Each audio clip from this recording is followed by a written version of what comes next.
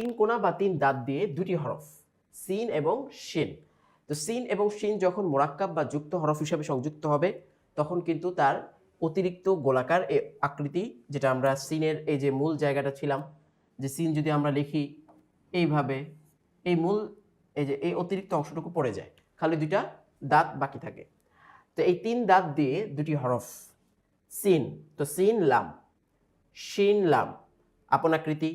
এখন এখানে বুঝার বিষয় হচ্ছে কি, তিন কোণা কিন্তু আমরা সায়ও পেয়ে থাকি, সার মধ্যে তিন কোণা বা তিন নোক্তা, তিন বিন্দু বা তিন নোক্তা। আর এখানে হচ্ছে তিন কোণা তিন নোক্তা, তার মানে শিন। সায়ের মধ্যে তাহলে শিনের মধ্যে পার্থক্য কি? সায়ে থাকবে এক কোণা, এরকম একটা কোণা থাকবে আর তিনটা নোক্তা থাকবে এই। আর শিনের মধ্যে চলে আসছে কয়টা? তিনটা কোণা। তো তিন কোণা আর এক কোণার মধ্যে কিন্তু পার্থক্য করেই আমরা বুঝতে পারি সা এবং শিন। তো শিন লাম হয়ে গেল। এখানে চলে আসলো সিন নুন, এখানে চলে আসলো সিন ফা লাম।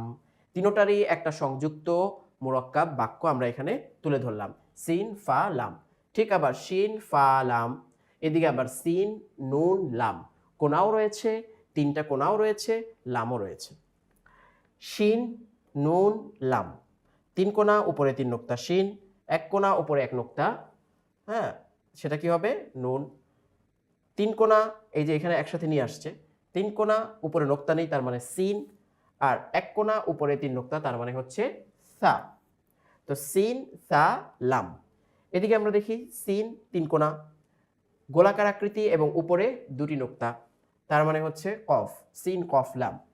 এদিকে দুটা, একটা হচ্ছে তিন কোণা শিন, আর একটা হচ্ছে গোলাকার আকৃতি কফ।